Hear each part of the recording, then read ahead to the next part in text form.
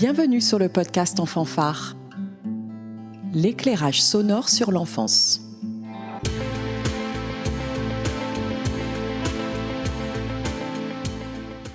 Il était une histoire. Épisode 1, reportage à la bibliothèque.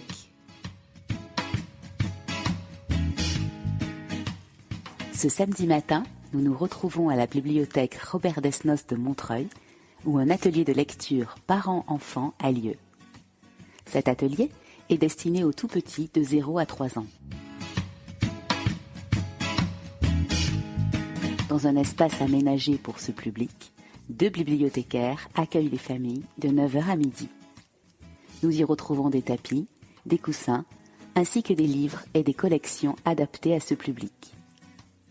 Comme dans la plupart des bibliothèques, ces temps spécifiques sont proposés à ce public particulier dans l'objectif de démocratiser la lecture aux bébés et d'encourager l'accès des tout-petits aux livres. Il s'agit donc d'un côté de donner un accès plus grand à ceux qui ont déjà accès aux livres, et d'un autre côté, il s'agit de confronter les très jeunes enfants, qui sont le plus éloignés de la lecture, au moins une fois à des livres.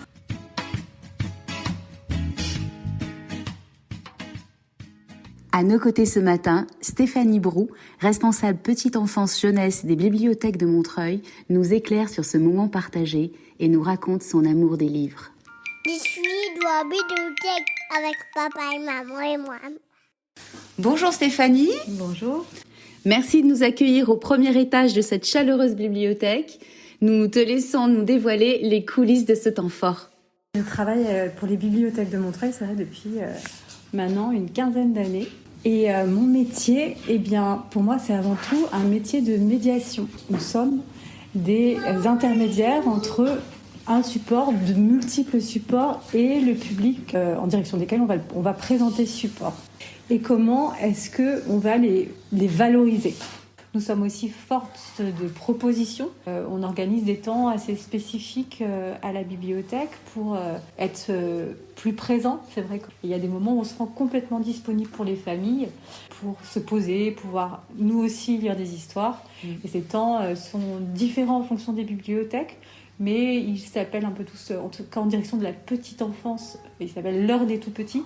Donc à Desnos, ça va être le samedi matin, et dans les bibliothèques annexes, parfois ça va être plutôt le mercredi matin pour les assistantes maternelles, dédiées aux assistantes maternelles, et le samedi matin pour les parents. Voilà, il y a vraiment des temps comme ça qui sont différenciés en fonction des publics, mais qui sont en tout cas dédiés à un accueil spécifique. C'est-à-dire que c'est important pour nous que les familles qui rentrent dans la bibliothèque se sentent à l'aise. Oui. Parce que c'est vrai que des fois, les bibliothèques,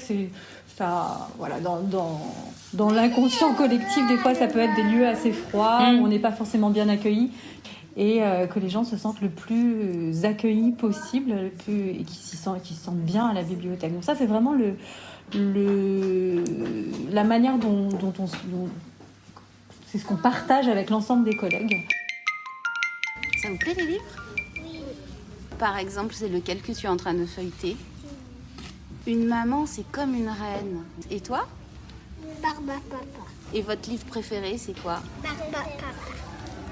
Et lorsque les parents arrivent sur ces moments dédiés, ils sont dans une attente d'une bibliothécaire qui va lire des histoires à des enfants en groupe, ou qui va être la conteuse. Et notre manière, nous, d'accueillir les parents, c'est vrai qu'on les accueille dans un espace dédié, avec des malles de livres au milieu, et on les accueille en leur disant « Bonjour, évidemment, vous pouvez lire ». Donc on n'est pas du tout dans cette position où les choses vont être cadrées et carrées. On accompagne juste le parent à effectivement découvrir une sélection de livres que nous avons faite, mais vraiment dans quelque chose qui respecte là où ils en sont. Un tout petit qui arrive le samedi matin, qui vient se réveiller, il n'a pas forcément envie que ce soit la bibliothécaire qui lui lise une histoire. Il va plutôt avoir envie, dans un autre lieu que la maison, être avec son parent et découvrir le livre avec lui et d'avoir un moment privilégié avec le parent. Donc nous respectons ce moment-là.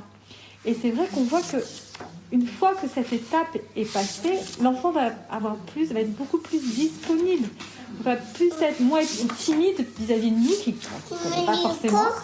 Et nous, notre travail à ce moment-là, dans ce qu'on observe, c'est effectivement d'être le plus proche avec notre expérience, du besoin de l'enfant à ce moment-là. Donc, de l'encourager. S'il a envie s'il présente une histoire, de lui lire l'histoire, de le laisser découvrir à son rythme. Découvrir à son rythme, ça veut dire aussi peut-être le laisser bouger.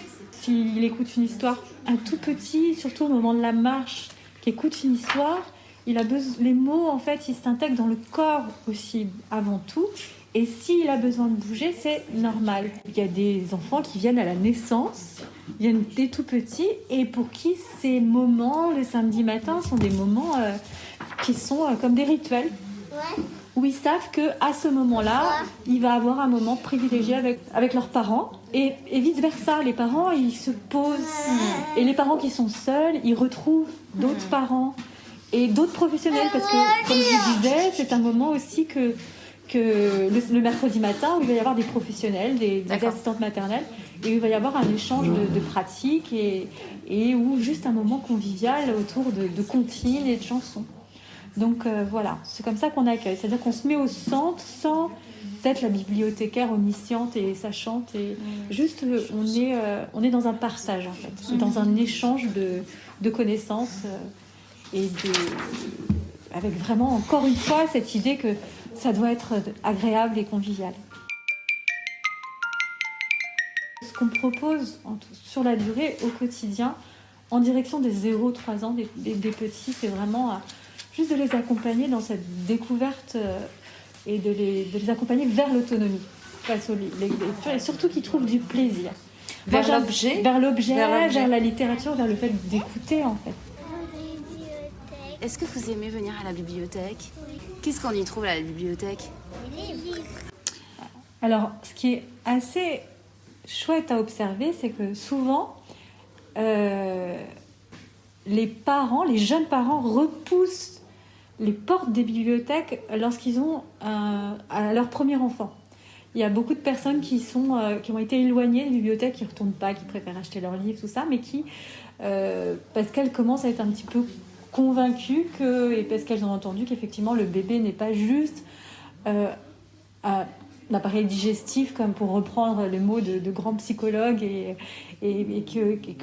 qu'elles savent, elles connaissent cette appétence, ce besoin de bébé autour de la lecture, et qui retournent dans les bibliothèques parce qu'elles savent ça. Et puis aussi, sans l'avoir entendu par les psys, il y a quelque chose qu'on sait en nous, de ce besoin que l'être humain a de se construire autour des histoires et ce besoin quasiment à égalité avec la nourriture, en fait, de la culture.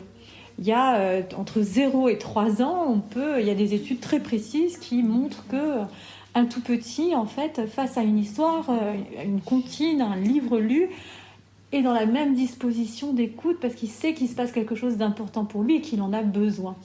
Donc c'est vrai que lorsque les enfants avec leurs parents, donc les tout petits, et leurs parents, ils arrivent, et les petits des 3 mois, ou même avant, bébé, on peut leur lire n'importe quelle histoire. L'important, c'est qu'ils aient ce contact avec la musique de la langue. Parce que j'aime beaucoup cette idée que transmet Evelio Cabrero Parra, qui est un grand psycholinguiste, que en fait la littérature, en fait, range le monde. Sa structure, en fait, range le chaos du monde, et qu'un tout petit, il a besoin de ça. Mais qu'est-ce qu'offre la littérature ? C'est vraiment de se trouver soi-même, finalement. Moi, j'aime bien qu'on me raconte des histoires parce que ça m'ouvre sur l'imaginaire, et j'adore parce que ça me fait du bien. La littérature jeunesse, c'est ce qui permet d'entrer vraiment dans le monde des mots. Et donc c'est une entrée. C'est la première porte d'entrée. Et elle se distingue peut-être de la littérature adulte, dans le fait qu'on y retrouve beaucoup plus d'images. C'est-à-dire c'est ce qu'on distingue quand les enfants rentrent dans la lecture et ce qui fait le passage entre un petit roman, les premières lectures, et le gros roman, ça va être qu'effectivement dans les petits romans il y a encore des images. Et donc toute la première partie de l'entrée dans la littérature, ça se passe d'abord par les imagiers, parce que le tout petit apprend à épeler le monde, à le nommer, etc. On passe d'abord par l'image, et après l'imaginaire en fait se développe dans un deuxième temps. Et toutes ces images faites par les créateurs, par les illustrateurs, viennent en fait matérialiser la diversité des imaginaires. Donc c'est ça la grande différence pour moi. Après, il y a l'imaginaire fictionnel et puis l'imaginaire documentaire. Le documentaire jeunesse, il vient pareil appuyer en fait et simplifier la connaissance du monde en fait. Mais voilà, c'est pour moi la grande différence. Mais il y a des grandes œuvres la littérature jeunesse, c'est pas quelque chose de bébête, au contraire, c'est une littérature qui est extrêmement exigeante parce qu'elle est très rythmée, elle est très travaillée. On voit bien qu'il y a des livres qu'on a beaucoup de plaisir à lire parce qu'ils sont musicaux, parce qu'ils parlent à l'inconscient, et puis d'autres ils sont plus complexes. Bon, bref, on retrouve ça dans toute la littérature. Mais pour moi, la littérature jeunesse, c'est la première porte. Il y a une nouvelle collection au Seuil Jeunesse proposée par Thierry Dedieu, qui est formidable à ce niveau-là, c'est qu'il propose des grands textes comme Cyrano de Bergerac, ou le théorème de Pythagore, ou la météo, avec ces propositions d'images en noir et blanc. Et ça, c'est tout à fait adapté aux tout petits. Et c'est assez drôle de lire le théorème de Pythagore à un tout petit. On ne s'y attend pas. Nous, quand on les lit à des parents, les parents ils nous regardent, ça ne va pas la tête. Donc voilà, il y a ces propositions-là de côtoyer la langue. Ça passe par les contes, évidemment, les petits contes, les contes randonnés où il y a des répétitions, où on retrouve ces petites chansons qui ponctuent le récit, qui habituent l'enfant à identifier les personnages, à les retrouver, les reconstruire et les redéconstruire, etc. Donc ça, vraiment, il y a une collection formidable qui s'appelle Un petit peton chez Lisieux Jeunesse, qu'on conseille énormément pour l'entrée dans les histoires. Puis il y a les imagiers au moment où l'enfant il apprend à nommer le monde, où justement il a fait ce travail de ça c'est représenté et ça c'est réel, et où il va comprendre que le livre il va lui proposer de valider ce qu'il apprend en fait. Conseil lecture de Stéphanie. Beaucoup de beaux bébés de David Elwand.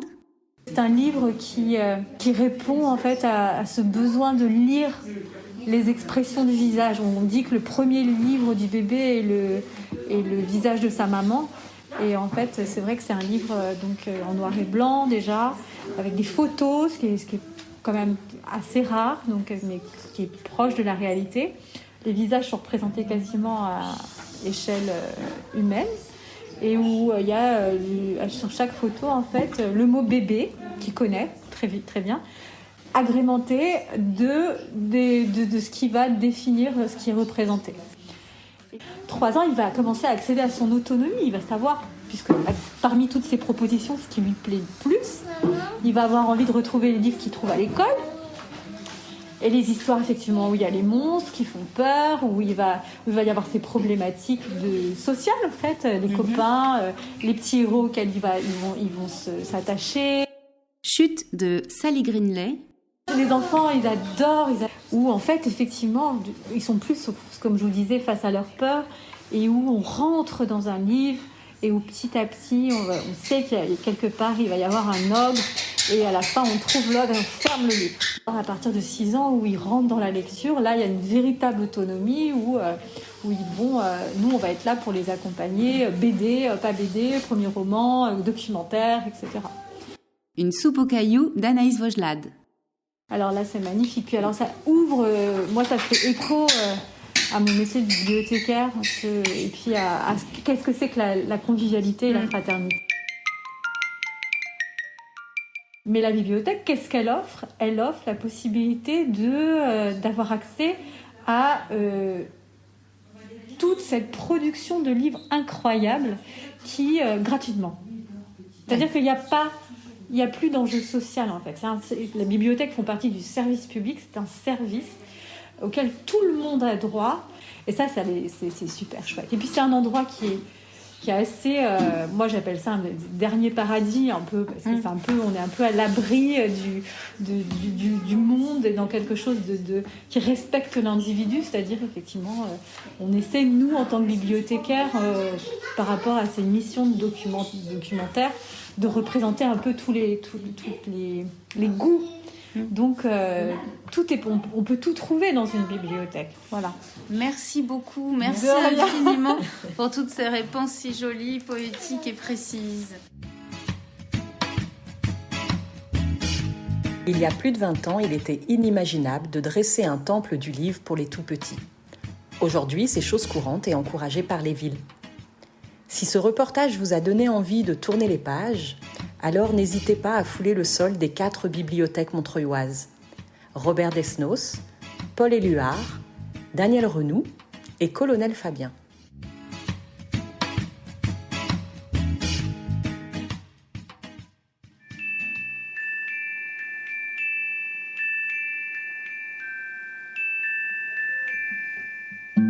Retrouvez tous les épisodes du podcast En Fanfare sur toutes les plateformes d'écoute et sur tous les réseaux sociaux. Merci pour votre écoute. À bientôt!